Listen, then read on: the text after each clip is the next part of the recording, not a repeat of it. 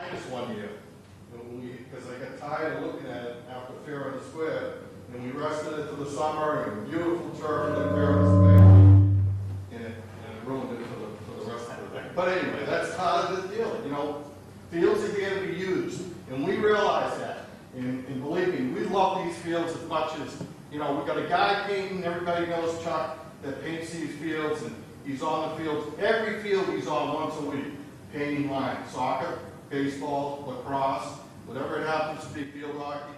And, you know, he looks over the field, if there's, what he sees a pothole or something, an irrigation head blown out, then he lets me know right away. You know, he cares a lot about the fields, and our other 3 parks employees do as well.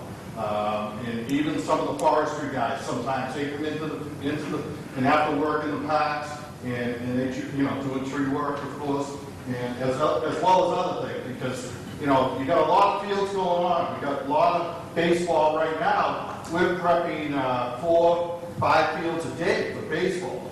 That means grooming the field, lining the field, putting in the boxes, everything, and you know, so the guys really care about the field.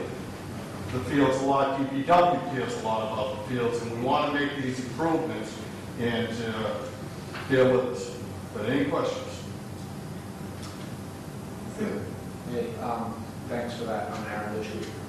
Just wanted to say we appreciate the work. I'm a soccer coach and a soccer parent. I'm for 2 kids at 2 different age levels. We play at Filipello a lot. As far as the resting goes, you probably already thought about this, but you know, given that only one side is lit right now, we need that side in the fall. So if you're going to rest, you know, why not rest the other side in the fall? And not that one, and then rotate somehow or other. That's, you probably thought of that, just throwing it out there. But then the big question I had was regarding irrigation. I thought I heard you say that you would love to see that side irrigated, and I It is irrigated. Oh, it is? But I'd like to see it irrigated in the proper way, the long way versus running it over the ground. So they're both irrigated? Yes, they are. Oh, because I already thought that there was some concerns about anything that's under that cap. No, currently they're both irrigated. It's on top of it. Oh, it's on top of it. No, they're both irrigated, and we would use that same approach. We would redo the irrigation that's there, basically, and reroute it a little. Thank you. So, yeah. Well, just one comment. There's talk about, we're talking about resting the field. There's talk about expanding the time the field's going to be used into the nighttime now. Installing lights. How's that going to help us? That doesn't excite me. Because it's going to add 4 hours or so, or 3 hours to the season, or to the wear and tear. But anyway, I understand that's another department, but we're going to aggressively, you know, try to keep grass growing, and that's what we're doing. But it's a challenge. And you're absolutely right. The adding lights to it extends the amount of time you can use it for play, which adds wear and tear to the field. And that's certainly a That seems consideration. backwards, and then there's spending the money to increase the capacity of the field at night, and it just seems backwards. Well, you weigh that against the other concern of not having enough time for all the users to have time on the field. And, you know, particularly with the extending of the school day half an hour, that problem is exacerbated because everyone, once they get their play time and practice time, and, you know, with the limited number of fields available, you know, eliminating one as soon as it starts to get dark does further restrict that. But you're right. I mean, the flip side of that is the wear and tear on the field and making that work. Councilman? Thank you for the presentation. When you say rest of the field, how long is a rest taken? The season. So full spring, it'd be nice to get, you know, at least in the summer. Yes, just the spring into the middle of the summer, have it ready for the next, what I call the season, spring and fall. Yes. Either spring or fall. Yeah. Thank you. Hey, well, Mark Tirico. Yeah. Mark Leonard, Bob Tirico. Should be on the Fitzy before I came. Hey, I didn't, by the way, just so that there's any stereotypes. The fields are fabulous, I have to tell you. Probably the only competition you have in all of Bays from all of the games that I've gone to is the Rentham fields. spectacular. But Rentham has got acreage beyond acreage, and the fields they play on, they don't practice on. And so it's a long way to go to see something that's comparable to what we have. So, kudos to you and the team that have been working on it. I guess just a couple of points just to kind of go through some of the things that you had said, and I'll get to this in 1 second. I'm a grass guy too, by the way. I love the surface. I love playing on the surface, and I think for soccer, Fergal Brannick is here too, and a couple of the other coaches are here. And for the smaller kids to learn to play, you'd like a smoother surface for fairly obvious reasons because of ball control. But I have to tell you, what we have as the surface, even for the smaller kids, is fantastic. Soccer, you're right. It's almost 800 kids. We're going to see 800 kids going to sign up in the fall. And the reason is I just want to kind of clarify for everybody, there's this notion that there's 2 seasons. It's actually 1 season. It just has to be broken up by winter. So if you played soccer in Ireland, if you played soccer in the UK, if you played soccer or any of the Premiership, any of the leagues that play in the world and around the globe, they start in September and they end in June. And so the only reason they don't go here is because of the weather, number 1, and number 2, we for some reason have aligned soccer with, it's a high school sport in this fall, that's for sure, right? But there are kids now that are specializing in playing kind of year round. So that's one thing. The field size have changed, you're right, it's now 11v11, but now it's actually 9v9 and 7v7, so they made that change, so there's actually an extra player, so there's a higher participation rate in kids that are playing. There's a couple of things, I think that we have to kind of talk about, and, I think we'll get to it around usage. And, for me, I'm all in favor of trying to figure out how we best utilize what we have. I think the change in hours is going to be dramatically different because I think it really kind of compresses a lot of things into a shorter period of time. And I think the knee-jerk reaction for probably most people on this, from a soccer perspective, was there are 3 lighted fields that are available to us. And your point is exactly that, is that when football goes to Casey, football, you think the soccer kids care about? Football, right? You have it, and you're kind of doing the drills. And I wish Coach Kakachi was here because I've talked to him at length about how we do it and what we do. One of the directives we gave to the coaches for goals and goal amount was not to use the field as lined, was to move the goals, and so that kind of reduces the wear and tear when they practice. Adherence to that is something that we certainly have to work on. But during games, we're stuck, right? You have to do what you do.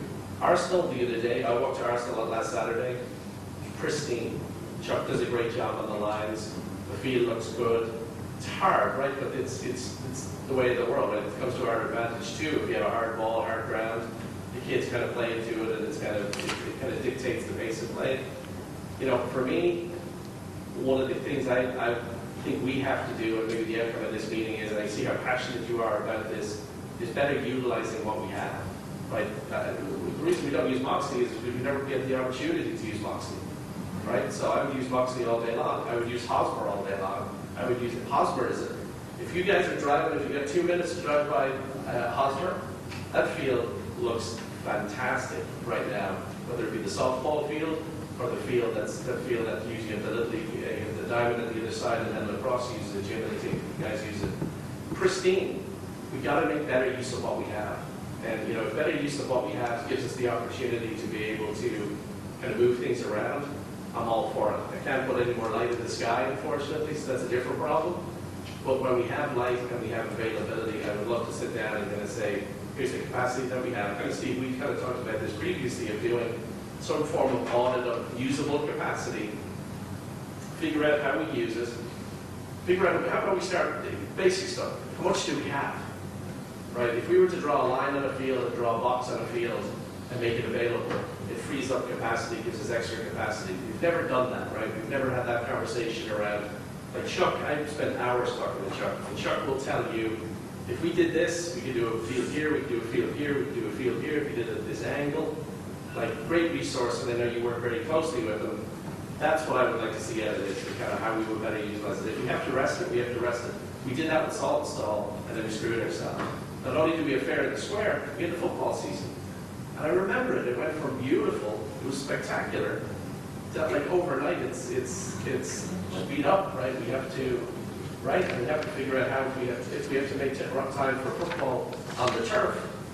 Let's figure out how we do that. Kakachi would be thrilled, right? He'd be thrilled if we were able to figure out how we would do that and put, the football, season on the turf. As would I, because and I don't have to worry about going and it's, lined up. So, thanks for coming. I know that there's a lot of comments around, what we could do. I'd love to figure out, maybe Steve, as we figure out what the next steps are.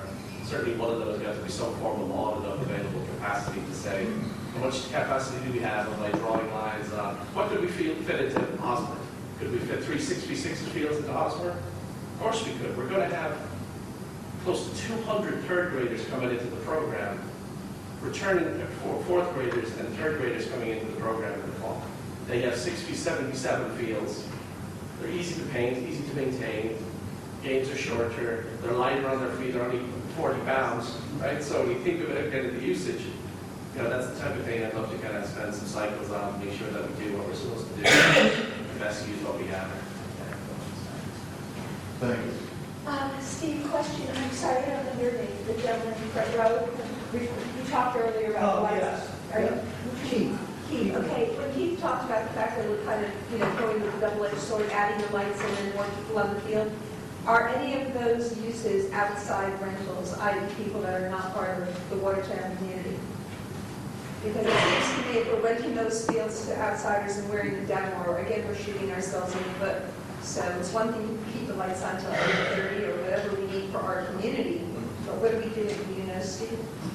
I would say there's still some groups that we rent to, but it's not a large number of the uses of the field. Most of the usage of the field is for the schools and includes Watertown. I know in the past there's been a conflict with men's softball and the use of soccer at Filipello. That's not going to happen again this year. So that's been eliminated. There's a conflict. The outside groups that rent fields, it's after all our needs are met first. Could we eliminate the few that do and have some additional reduction of wear and tear on the fields? Yeah, but things like, we talk about what the wear and tear on the field is. Football's probably the most significant one because they wear out in the middle of the field. So if you have a high school football team playing on the field, it wears down the middle of the field. That's on the artificial turf, so it's not such an issue. Soccer, goal creases get worn down. A lot of the usage from outside groups is softball, which that's not really wearing out the field. I don't know if people other groups should be still. Basically, as we did the last program, 83% of the fields are used by our groups, and then so all our programs are taken care of. The rugby people use the artificial turf. We have a lot of Frisbee people who like to use it. And again, this is a philosophical point. We have, when our groups are taken care of, and then we have some Frisbee, and then they go out and they spend some money in the town. So, that's that decision. And also, it's minimal. Frisbee's not where. Right. It's pretty easy. And one other question, which I had a little bit of opportunity to talk to Bob about, but I've been checking out all the organic field management stuff, and you can get a much tougher turf through organic field management, and just what Bob is saying, you have to aerate at least three times a year, if not 4, to really get that field to be tight, and you cut out all the crabgrass, and you get a much stronger field. He's absolutely correct about the proper watering and everything, and then also the organic fertilization and everything, and we can have much tougher fields. Springfield is doing this. They've already converted 1,000 acres, and they get a lot of wear and tear, and it's a much stronger field. So I'm hoping that if we're going to rest a field, we can consider this, if we're going to do this at Filipello, look at this as a way to strengthen fields for future use. Any other questions? So if the field is going to be rested, what are the options for youth soccer in the fall? Are there alternatives rather than just no choices? Well, so you can get the copy. Oh, But we'll move to the options. Okay.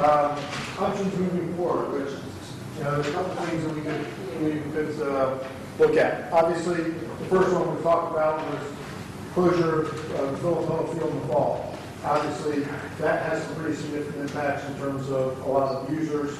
If we are moving forward with the construction project, there's going to be significant impacts to using The residential neighborhoods on Arlington Street side, if we're using the fields and the Grove Street side parking lot's closed, that means all the parking, all the impacts of the users are going to be on the Arlington Street side, not an ideal situation for that neighborhood. So, fall closure is one option. We do the construction of the park improvements, close the field, rest it, and Bob, trying to do his best with generating the dirt. Maybe reduce some irrigation, who knows? So that's one option. Another option is we don't close it at all. I think Bob's made a pretty good case for why that's probably not a good idea. In terms of maintenance of the turf and, having things be in its best shape, that not closing it all is really not an option. Is there when we talk about particularly this one, right? Because there's some, in conversations, there's some kind of conversations, there he is. There's some conversations around how we would use it and what we would use it for. It's interesting that this is the field we choose to rest when it's the work that we end up doing at the site. Right? The coincidence or not, I guess, is one of the points. I guess that, well, the question to you would be is when we talk about health check in the field, like how do we score fields on like 1 to 10, and Filipello Grove is at 3. Because frankly, it isn't, right? There's worse fields in town. We'll add that back here probably if you were to score it based on this, but there's worse fields in town when you look at kind of where they are and what we're doing. Maybe to start with. Well, and I'll let Bob answer, but the only reason we talked about resting this field is that was a recommendation that it needed to be rested. And Bob, how this field compares to others, or? I'd say other than the one behind us, that's probably our most used. Don't measure the usage, I guess. In worse condition right now. And we'll be that way again in the summer, I'll guarantee you that. So coming into your premier season, that's why I wanted to rest it in the spring, this past spring. I have to tell you, that's all set. I'm not challenging you. I have to tell you that we played there the other day, and it's actually in the best condition it's ever been. Right, but all that grass that has seed heads on it, that's all perennial, and that's all going to fade out in the summer. So it's all going to be bare spots. And also keep in mind that we do not use pesticides on these fields. So everywhere you wear it out, if you don't get grass to germinate, what are you going to have? Thank you. Right. We all know that. So we have what's called IPM, Integrated Pest Management. It was passed long before I got here. There's a committee. And there are some fields we need to we've well exceeded the threshold for weeds, believe me. Right. I'll go out right now, we'll take a look. But, and that's what's my concern with Filipello Grove, is that it's so worn down by the summertime that, and we just have weeds, and they're getting ahead of us. So here's the question then, is that when you talk about how we would do these fields, right? The fields are worn down at the old maps because it's an 11v11, it's a 9v9, and then there's a 7v7 in there that frankly nobody really uses, right? So it's kind of the middle strip that's kind of worn down. Is there a different way to orient the fields to provide? Because honestly, this particular field, no. Right. The 11-11 was stuck. Both the Grove and Arlington. Believe it or not, at Arlington. But we have Boxley, so when you think of it, No, I know. we have. Yeah. It's almost like when we do the audit, right? That's what I'm proposing is that when we do an audit and we say, this is how many kids we have, this is how many teams we have, this is how many 7v7, 9v9, 11v11, and you do the math. It becomes a math equation, right? You figure out how much capacity we have, you figure out how many teams we have, you figure out what you're trying to do, and then you figure out how many fields you need, right? And then when you do that, then you can say, okay, if I need 5, 6v6s, I could put 3 at Moxley, maybe. I could put 3 at Hosmer, maybe, right? And then all of a sudden, you're taking 1 hour of practice time at one field, and you're accommodating 3 teams, right? And so that's what we have forever have been looking to do, and to sit down and have that math equation, like with, Coach Capacci and Coach, Jim Heisel and, the folks here that, obviously Bill Fratello. You sit down and you do the math and you say, what do we need, right? How can we compress? How can we use the times that we have available to us? Because frankly, If we keep doing what we're doing, you're right. It's not going to change. And I said it to Chuck, frankly, I'm going to credit Chuck with a lot of this is when he said, when you turn around, it's only paint. And so when you figure out it's only paint, we'll take responsibility for moving the hardware, the goals, and it's easy, right? We throw them in the back of Fergus truck as we've done for every other season, and you'll just drive them around. That's what we need to do. We need to sit down and say, how many teams do we have? What capacity do we need? What does each organization need? And then we paint to that. And we can certainly do more of those exercises, but I think the problem is there isn't enough capacity to do that. There's not enough space to fit all the field, all the teams. Steve, you'll never know until you actually have a baseline. You snap a line and you say, this is what we have, and then this is what the shortfall is. Because then you know what we have. We have Daly Field. We have questions around Grove Field down at Belmont. Yeah. We've got fields that are right on the edge of town that you can go to these other towns. Because if we tend to the Belmont and youth soccer, I had this conversation with Bill Filippello around space and capacity and what we can do. We're only 2 by 2. We're only at 4 square miles. You've got 5 towns that border what we do. So you've got 5 opportunities. Brighton doesn't even have a soccer program. Brighton Alston does not have one soccer player. And that's what we've been pushing for the longest time, Steve, is to figure out this capacity problem. Everybody will say, and it grows legs, and it's all doom and gloom, we don't have enough space, we don't have enough space. We don't have enough daylight, that is for sure. But we do have enough space. No, we could have more space. We just gotta buy more property. Right. No, not more property. You don't need more property, you need to better utilize what you have. We can buy more and increase the fields. Well, that's not going to happen tomorrow. Tomorrow I can paint a new field down in Moxie and I have a new You soccer. gotta think ahead. You gotta think ahead. Steve, Yeah, we're a short-term problem first. So that's kind of. So Tomorrow doesn't go away if you don't think ahead. right. So there are, obviously, as I've said, we're going down the list of options. I don't think no closure at all is feasible. I think eventually the field will be in such bad shape that it wouldn't make sense. So I think it makes sense,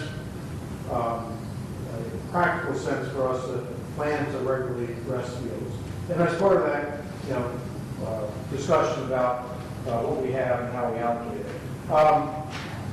Spring closures also an option. Wait until the spring to do it. It has less impact in terms of programmatically, less usage of the fields. Obviously, in that sense, if we do move forward with the construction project, we're going to have all this disruption, utilizing the field while this disruption is going on, impacting the Arlington Street side, neighborhood. Then we're going to finish the project and close the field. Some people, I think, might perceive that as being a little backwards, but that is an option, and certainly something we can consider. Absolutely. Thank you. I think everybody knows me, but I'm Angie Cornell, counselor from the East End.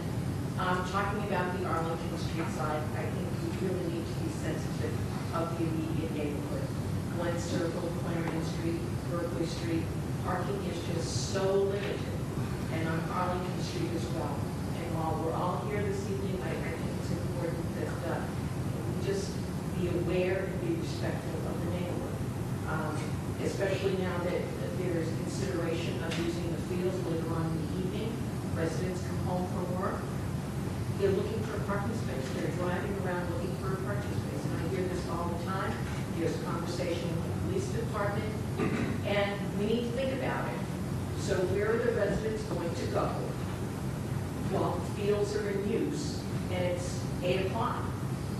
Well, especially if we close the Grove Street side parking, everyone who's using the field is going to be on their own street side. So, There's not enough space right now. And Mr. Mee, many years ago, had done a survey as to how many vehicles were actually jammed into the Glen Circle area and on Clarendon and Berkeley. And there is just not enough room. So there needs to be a solution. They park in the middle of the street where you're supposed to go around. They leave the cars in the middle of the street. So if the games are on during the evening, when the lights are on, residents are coming home from work. So these are issues we need to discuss prior to, not after the fact. For the residents, just a quick question about the phasing, potential phasing of the new park. I don't know how the contract is written, but would it be that hard to phase the entry and exit such that you could have it open for 100% of the time. You understand what I mean? So in other words, the lower area where the dog path is, that's the current road. Yep. You keep that open while you do the upper paving, the bituminous work, and then once that's done, you open that up and you can finish the dog park. At least that would alleviate the parking on the Arlington Street side for whatever. And I'm not talking about buildings, I'm just talking about parking over here. Sure. So part of the project also repays all that parking. So it's not as simple as just, timing the construction of the two entryways. Now, of course, even if we repay the parking lot, that's not, that's something we've done and before and after, theoretically could be used. So that's certainly something to look at. I'm just considering that. So if we going to build the park as a dog park and rest that field and move things over to the Arlington Street side, that would mean that Arlington would get a lot of use, right? Well, the initial thought was to close Filipello Park, The ballpark. but I suppose that's an option too. The whole, so Steve, the whole park? Well, if the idea is it's under construction and it's closed, yeah. Including Arlington? Well, it's all open for discussion, and, we can talk about all those options. So, No, go ahead.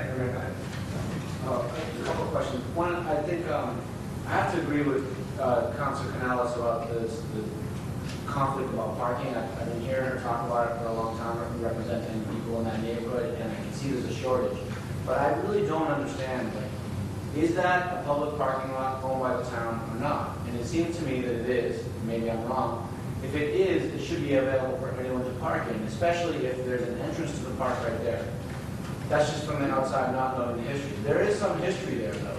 There's Councilor Canales will share these documents from ages ago, the survey, all this stuff about certain promises that were made to the neighborhood. And if that's true, then we ought to get to the bottom of that and finally decide on a policy for what's to be done there. If it's not going to be available for the park users, we ought to close the gate. If it's unreasonable to think that we can reserve that public land for just these people who live in that neighborhood, we ought to make that decision and put the issue to rest, because we've been talking about it for a long time. And every time I go to the field, I want to park there. I don't park there because I'm trying to be respectful, but half the other people who are there playing soccer, they park there. And what are you supposed to do? Hey, you're not supposed to do that. Someone made a promise in 1980 about something. Let's get to the bottom of that, first of all, to alleviate the parking issue, because there is some history and she can produce the documents. Let's analyze it. Frankly, I don't think it's a good idea to promise public lands in a neighborhood for parking, but if there's a promise, let's find out and figure it out. Second, I was at a meeting where they talked about the lighting proposal for the Arlington side, and there were people from the neighborhood there, a lot of people in this room, and everybody walked into the room who lived in that neighborhood with a lot of apprehension and concern about it, and they showed us a lot of drawings and angles and everything, and hiss and boo if you think I'm wrong, but it seemed to me like most people at that meeting left feeling a little bit relieved that the lighting wasn't going to be that intrusive on their neighborhood. Okay, good. So there's an objection. But the lighting itself seems to me, maybe it's the hours of use afterward that is the concern, but the lighting itself, for me, maybe we can argue about it afterward, but I think the solution is, you want to rest the Grove Street side. Is it unreasonable to think that we could get the lighting put in on the Arlington Street side this summer, or at least by the end of October, or by the middle of October, when the kids are going to need it because the daylight goes away? Is that unreasonable to think that we could do that and rest Grove this fall? I'm doubtful that we can actually get the lights installed that quickly. But, with the way the contract can work out, it probably would be until later in the fall at best. Later in the fall. Yes. Is there any plans to increase the parking on Grove Street? Like there's a small parking area. Yep. Is there any plans The only additional to parking, accommodate him, like the only additional parking would be be what we can squeeze in along the entryway, which is, maybe 15 or 20 spaces, parallel spaces on that entryway. There really wasn't any other room for that portion of the project to fit more parking. Yes. Well, I just want to comment on what he was saying about everybody was at ease with the idea of lights in the field. That's not the case at all. There's a problem with the lighting in the field now that's been a problem for years, which has been mismanaged. So all of a sudden, there's going to be millions of dollars spent on new lighting, which, it's been mismanaged for years. Why would anything else change? If the lights go in, there should be, residents of the neighborhood should have permanent parking. If that's how it's going to be, there's been nothing put on any organization that goes into the park, gets permits about parking, where there's a park.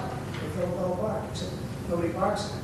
They park they have to walk 5 less feet, so they park on Arlington Street. And now, somebody mentioned about 8 o'clock, the lights on 8 o'clock.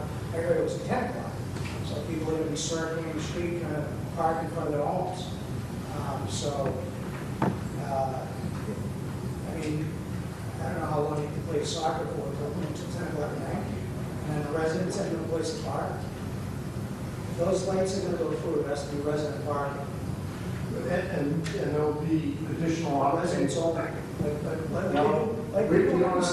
don't have resident-only parking anywhere in town. And that's a pretty significant step to administer that and just do a program of resident-only parking. Yeah. That is, my understanding, this is town property, and it is, there isn't a restriction that it's resident-only parking. Now, could it be done that, made to be resident-only parking? I suppose. If I'm a resident of Watertown, is that a nice point there? I cannot. Yeah, I guess a much bigger issue than that. I disagree with the gentleman there about the parking on Arlington, and specifically on a Saturday morning at the moment. Currently, there's about 250 kids. At any one time, there's a transition. In other words, there's 50 leaving and 50 coming. And I encourage the parents and the kids, and I even park on Grove Street and walk to Arlington purely because of safety. And that's my initial concern about phasing the entrance. And I can guarantee you this, parents, a lot of them cycle and walk, which is great, but parents of kindergartens and pre-K and first graders, I'm telling you, they do not want to park on Arlington Street. They don't park, some of them do, but the mantra is to park on Grove Street and walk through the field. So I don't agree with you that they're too lazy to walk the 5 yards. They do quite the opposite, to be honest with you. Steve, can I just... And that's why it's important to keep the entrance on Grove, if possible. Where do you live, if I may ask? Do you live on Arlington? I live 71 Lovell Road, Watertown. Well, I live on Arlington Street. That's what I've seen for years. No, I do agree with you. They park there, but I live there, you don't, so I know better than you. For sure. well, I'm there every Saturday morning. I'm there every day. All right. Enough. Okay. I just like to mention in terms of your comment, we did go out to bid. What has to happen next is the town council is going to have a first reading sometime in June and a second reading, and that will decide if the project goes through. Glenn Howard is one of the reasons we talked about closing the Grove Street side. It wasn't like we wanted to make it difficult for everybody. It was because we knew that you couldn't piecemeal that. So they've already talked to the 2 contractors and the 1 contractor. That has to be all together. So in addition, the construction going on at the same time, but they're going to use it for a staging. So I think it's a good idea to look at it, but we already asked Glenn, and that's what he told us. Glenn Howard is the design consultant, so we said, can we do a partial? And he says, no, that whole thing is going to be shut down, and there's going to be a fence on the other side of the parking. Are there any engineers in this room right now? Great, Carol, we need you. I have the new standards for athletic lighting, and I'm very concerned about whatever's been spec'd out by Moscow, because I know that I've talked to Moscow engineers and engineers from around the country with regard to proper LED lighting and glare weather and spill. And I really think, Steve, we need to look at those standards, and it would be great if Virgil could look at it. Well, I'm not sure, I'm not a, I Right. don't know. But fair enough, but tonight we're not deciding whether lights are going. But you have lighting on here, that's why I'm bringing it up. Well, I was put that on here because the two projects that we're talking about with the park and the construction going on was one of the reasons we considered closing the fields in the fall. I have one more question. Okay. Okay, given what Bob has said, and he's extremely knowledgeable, and don't flip out soccer players, why wouldn't we not just shut the whole thing down, do everything right, get the proper irrigation in, get the proper lighting up to the most up-to-date standards, do the whole thing, and can we make a deal with another town to rent space for the fall that you all be comfortable with, and we do this all in one fell swoop and do it right? Because I think so many projects in this town get done halfway, and it's just a dumb thing. We waste more money doing that than just doing it right the first time. Is that a possibility? Sure, and in a sense, that's kind of what we proposed to begin with, close the fields in the fall, do all the construction. The whole part, the whole part. And then where could everybody go to Well, rent other space? than that, we need to do some serious work to figure that out. One of the things we talked about in terms of the last thing, I like utilizing other locations and minimizing conflicts. You know, we are looking at all those options. You know, there are fields at Belmont, there are, you know, the Daily Field, there's, you know, other places that, all of which we would look at to try and find, you know, space to accommodate the users. Whether there's enough to do that practically and inexpensively, you know, I don't have the answer to that tonight, but we're certainly looking at all those options. If you take Bob's expertise and you take some of Mark's comments about maybe relining some of the other fields, we might not get full capacity for soccer, but then we need a space someplace else, and finally we would have something that was done right, soup to nuts. And we could kiss it, have a big party, all dance. Peter, you're in charge of the music, the amplified music. I'm sorry. The drum circle, Councilor. right? Thank you. Just going back to the status of Filipello Park, going back to the inception of Filipello Park, there was a town council resolution that Glen Circle would not be part of Filipello Park. That's already been established. Mr. Nee did a survey last year indicating that Glen Circle is not in fact part of Filipello Park. It is town property. But there is another caveat there that there was never to be an entrance from Glen Circle into Filipello Park. And then during the construction of 1999 to 2000, it was opened under the guise of, oh, this will be great for the neighborhood because they will in turn have access to the park. It's not working. It's not working. So that's the status. Anybody else have any thoughts or questions? Or? Just if we do the close the whole park, the whole idea of put the two sets of lights on both sides. Yeah. I think, I don't know if Dr. Refill would say that you could also do we haven't put in the request for the funds for the irrigation, so that, you know, could that all get done in the fall and be ready and finished? We have other projects that seem sometimes to spill over, but to get that, we really need to wrap it all up. I guess I'm not sure about the irrigation, but I'm concerned about the park and the lighting. Could that be done? Are you sure that? I'm not going to commit to you tonight that it would all be done, but yes, it could all be done. That's awesome.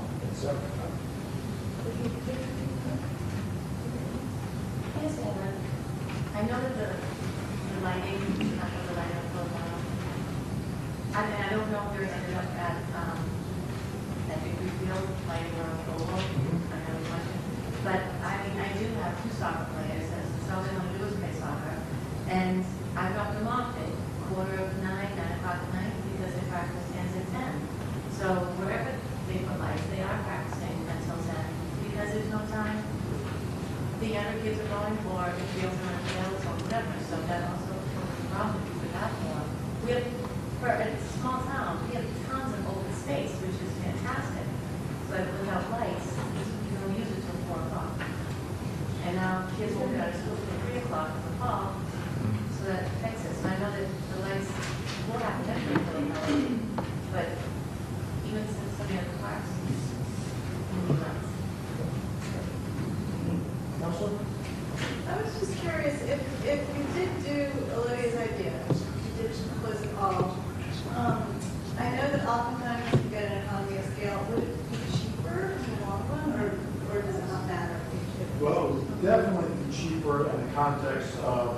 we tried to accommodate Fertle's idea of, well, let's, keep this open and construct that, and then shift everything over, and construct that, and try to keep everything open the whole time.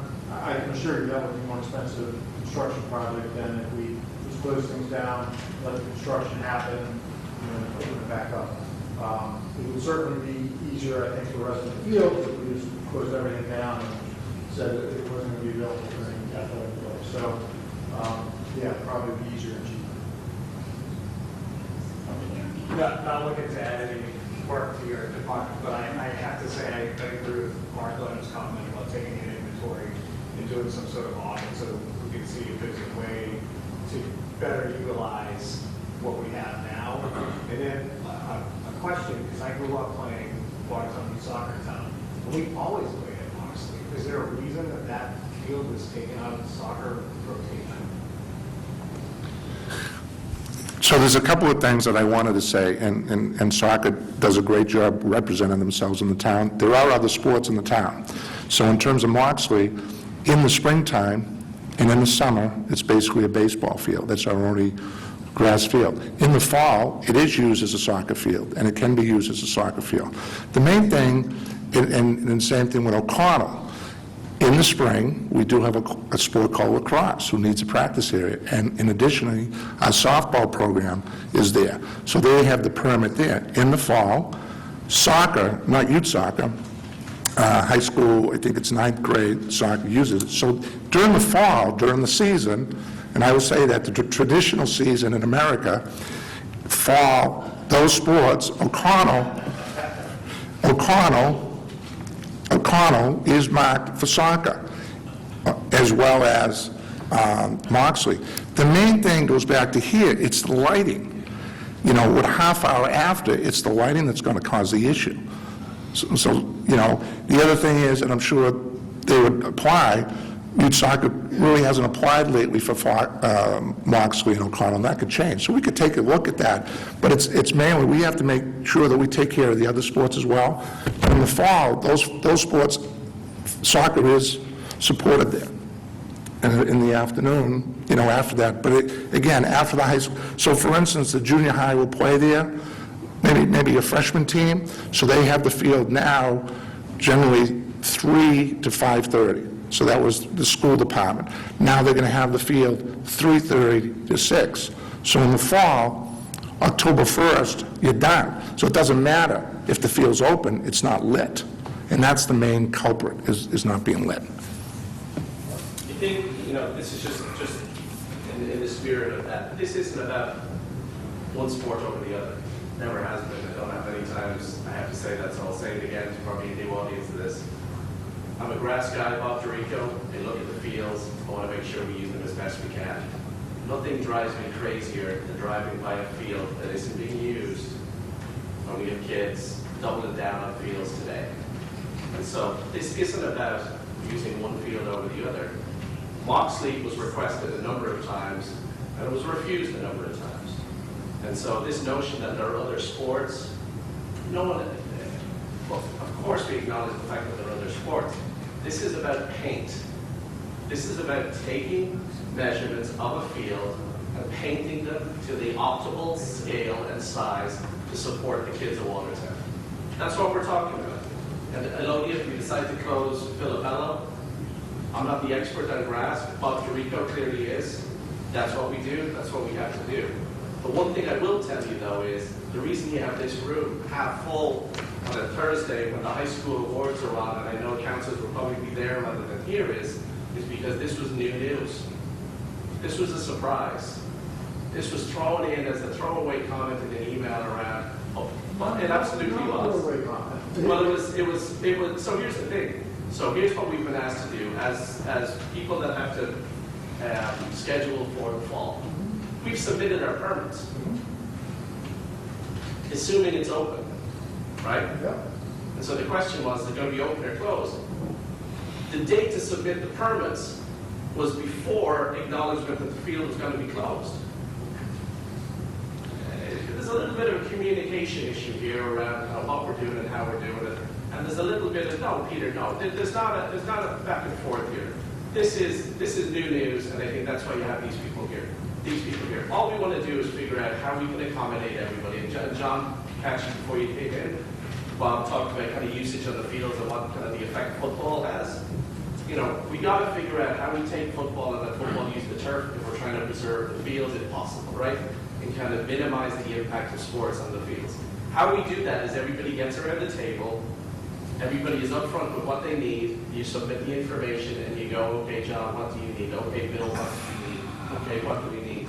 We have not been able to do that. And we've tried in vain, Steve, to do it through the town and through the town system, and it has failed us at every turn. And So I've now we're at a said everything Mark situation. says, I've been at numerous meetings. Well, and Absolutely. So the assumption of your statement is that we all sit down and we all just look at it, it'll all actually solve itself. No, because you know what the problem is, Steve? What happens is you get this fear and doubt. You get this fear and doubt. People say we don't have enough, we don't have enough, we don't have enough. You don't know how short we are. You don't know how much we have to say we don't have enough. No one is disputing the fact that we probably don't have enough capacity to accommodate fall. Nobody's disputing the fact that we don't have enough capacity to probably accommodate spring, depending on what we do. But nobody whose job it is, in fairness, can tell you what the shortfall is, how we've optimized our capacity, how we can make changes to what we're doing if it's a season, 2 seasons, how are the changes that we can make and say, hey, we have to change practice from here to here. Forget about youth soccer, forget about youth football, forget about whatever. No one has even done that math for the change in school times. It's a cluster. It is like you sit down and you go, we could be having a conversation about Filipello. It's simple math. It's simple math, and for some reason we try to, we run away from it because you know what? It's too easy to do it. And then we have a firm answer, and then we have to take action. It's much easier to not have the firm answer and then turn around and say, doom and gloom, right? Well, and I'm certainly not here to say doom and gloom. I think we have options and we have solutions. And, do we need to do additional work to do that kind of information sharing about what we have available and how we allocate it? Well, I won't argue that. Maybe we do need to have more of that conversation. But at the same time, while I wouldn't say it's doom and gloom, I think it's reality. We don't have enough resources for all the users that are here in the community and all the users that want to use the facility. If we did, we wouldn't need to have to worry about resting fields because we have plenty of capacity to do that. We rest them and shift people else. So we wouldn't have to worry about adding lights because we wouldn't need to. We have plenty of fields to put everybody on the wall still light. So I think I just don't want everyone to leave this room with the impression that, well, if we just had a different process to allocate. We get closer, Steve. We get Fair closer. enough. Much Fair enough. closer. But we wouldn't, that's not going to solve all problems. And I don't want anybody to leave the room thinking that that's the solution and it'll solve everything. It won't. But fair enough. I can't tell you how short we are on number of fields that we have or how short we are in terms of the capacity we need because we haven't. At least I haven't done that. And maybe Pete feels more comfortable that he has. And that's fair. And we can certainly look at that. Yes. I wouldn't assume this is the place to have this discussion, but quite honestly, like youth football, understanding when this email came out, and we had a board meeting, and I was like, what if we, as youth football, could commandeer Salt and Stall 5 days a week and squish our entire program into Salt and Stall, and then maybe soccer could use Casey because we've used Casey in the past. So nobody outside of this room has heard that before, but it's a thought that we've had as football, whatever. But like what I'm saying is, that discussion never gets had. Sure. And why not? I don't know if Casey would help you or not. I have no idea. Monterico's crying behind you, but that's And that's fine. Maybe, like, whatever. Why not have that conversation and everybody turn the room is what Mark is saying. Well, Instead of just submitting this permit into the stratosphere and seeing what comes back and what you don't, you have no idea. You know what I mean? well, and there are indications of that too. If football is on one field 5 days a week, you're going to wear out in the middle of it, and then we're back to the old days of having to get grass grown again. I get it. There's pros and cons to everything. Sure. But if a lot of decision makers are in the same room, and we said, hey, for the fall of 2018, here's the plan. Everyone good? Gotcha. Fall of 2019 might change. We might take football off the salt because you kicked crap out of it last year. We'll put you over here. We'll rest this. Soccer can go there. And we'll all be happy. Everyone good? 2019, great. Let's move to 2020 when we get there. I agree there are ways to do this more efficiently. I also think we need more space, and we might there's a whole other story, but for 2018, you know, we can, I will think do a better job of talking and figuring this out together. Also, just to return to the issue of options, have we had any preliminary discussions with towns, other towns at this point, or, and outside of the area? And I know that there's some discussion from another meeting about the Jewish State School. It's a possibility, I know maybe people haven't had time to do that, but has there any, at this point, have we made any initial? Yeah, I think there's been at least initial contacts made to all of the schools. Jewish Community Day School, Daily Field, Belmont,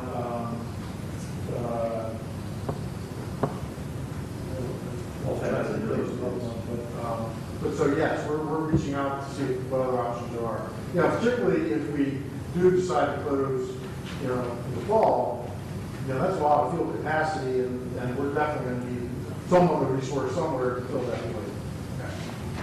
And I think that's also part of the conversation that, you know, at least from my perspective, it would not make sense for us to say, let's put a football field in the fall, and sorry, but there's no capacity there, so you're on your own. No, we'll you know, try to find some other solutions to deal with that. I want to just speak for 1 minute here. This has been a situation, and we all got emails about this situation, so that's why we're here tonight, about Filipello Park. But I want to point out that this is such an important issue that we have the recreation director, the 2 town assistant town managers, the superintendent of public works, and Bob DeRico. So I think this is, you know, and 5 councils. So Steve is here telling you we're going to look at some options, including not closing Filipello Park. I agree with some other speakers where it should, I would rather see it all closed down, do it the right way, but we need to look at capacity. We're going to look, and I can think of a field right now that's underutilized in the fall, and maybe it's in Newton, and maybe we can reach out there. But I think that there's a lot of good things that have come out of this conversation tonight, but please understand that there's a lot of very important people from the administration here, and they came because the town manager is also involved. So from the top down, you got all the important people here this evening. So please don't feel like you're not being heard. You are being heard by their presence here this evening, and each one of them will be reporting back to the town manager. Any other thoughts or questions? Just want to reiterate, I really paid attention to what Bob had to say, and to do everything else in that field and not do the proper irrigation, I think we're wasting money again. I really urge us to do the project. Just to sing Rob's praises one more time. Yeah. When we did meet, we were talking about the construction project and talking about lighting. Bob said, before you do anything, you're doing the irrigation. Yes. That's the first and foremost, so, you know, he's saying the same thing. Great. It's been, in terms of a general timeline on how we move forward, Peter, maybe others give us a sense of where we're going here. It's at the end of May. We have a little bit of time to reach out to other communities. When does this decision have to be made? You know, the full closure, half closure, and what other? Let me put it to the question. What other information do you need to make the decision? You know, or is it simply you have enough information, just have, and then what might be a timeline once the decision is made? So I think there's a couple moving pieces in there. One, I'll sort of put as an overall caveat, the council president mentioned it, you know, I need to have a conversation with the town manager too about all this and you know, make sure that we're all going and pulling in the same direction. With that caveat, I think there's a couple other moving pieces. Certainly, the funding of the construction project is important. You know, if the project is going to move forward, and if both aspects of it move forward, I think that's an important piece. How does that construction management work or not work in terms of, you know, is it an option to deal with? I think it is, but the implication of that then is we got a whole lot of issue to resolve in terms of parking. So, that's two moving pieces. The next one, that in my mind, the information we need is what other options do we have? You know, I said we reached out to a bunch of places. I don't have answers to how much we have available. You know, does that represent cost? How much of a cost? Is it enough to meet the needs that would be, you know, supplanted by closing Filippello? And I need to have those answers. I think that's probably one of the more critical pieces of it. I think also, you know, having more conversation about, you know, the fields that we have available and how we allocate that, and having a little more conversation about that certainly makes sense, and we can do that as well. But so all that, those things have to happen before I would say we would have a final decision. And it's certainly something that I think we would, you know, have a conversation with council about. Yeah, I have a question for Mark, and so, can I ask a question of you, Mark? I would assume you know how many 77, 99, or 11 fields you need. So what you're asking for is where can we fit these fields in on the green space that we have? Is that what your question is? Well, yeah, but that's one of the things that's long overdue, right? I think that helps Bob in kind of resting in how we do it, Right. how you would free up capacity, and, you know, people aren't going from Arsenal, they're going to Osborne, you know. Because then if you know where it can be, then you know that what we look, well, if we close down all Filipello, you know that you need X number of fields of this size outside of the community because we don't have capacity. So, If I understand this correctly. so that is high level, that is a true statement.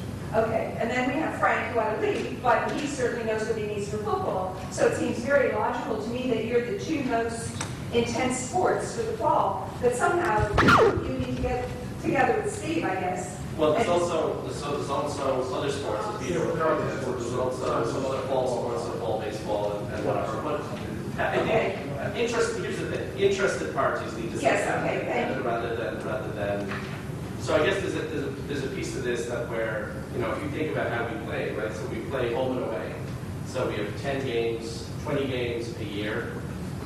Each team, so you have 10 home games, you have 5 home games, 5 away games in fall, 5 home games, 5 away games in spring. And so we can go back to Bays and we could say, hey, can we play all of our first 5 games away? And so we could mitigate the impact by what we're doing if, frankly, in the fall, the fall is tough, right? The fall is tomorrow, right? Because in essence, it's June next week, spring, the idea of closing it now and trying to scramble and find out where we're going to go is pretty difficult, right? I think for everybody.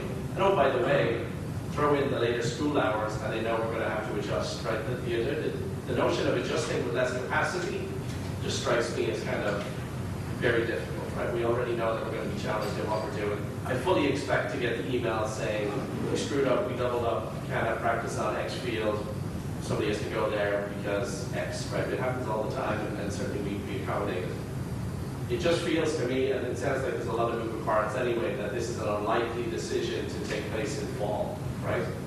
I think what will happen is in the spring, what I will say is a little bit different, is we could play all of our home games last, and we could expend them, we could balance, offset the fields, or offset the schedule to be less impactful early on to extend how we would potentially do it. I don't know what the build time is or what we're lighting is better. Lighting is better, and you can do, you know, there's lots of different things. The thing that kills you is end of September, you've done at 4 o'clock. It's just, it's life, right? It's kind of, it's life in the Northeast. It's kind of, then you have daylight savings, and all of a sudden it's, you know, 3:45 and you're done at, you know, second week in October, and the only fields you have that are lit in Watertown are Vic, Saltonstall, Casey, and Filippello. Take one of them out of the mix, you know, and then shorten the length of the school hours. It's like it's recipe for disaster, right? Even just thinking about it, right? Without even doing any work, you know that there's going to be a problem. And so we don't have an AD, right? Like the lady pretty gone. So July 1st, so he's going to show up going, where's the bathroom, where's the cloakroom, where's whatever, won't know anything about this. And then you're going to have him trying, or her, doesn't matter what, you're going to try and figure out how to fix this. And, you know, late if there's anything from the ad hoc committee of Victory, they're already in meetings at that point doing scheduling for the fall, right? The fall schedules come out. You know, this is altogether, it has got the absolute ingredients for disaster unless we do something either near term, try to figure it out for what we can do, or we try to mitigate the risk and say, you know, this is at best in spring, and then how do we accommodate spring, and then we sit down and have a plan of, you know, what we do for spring, right?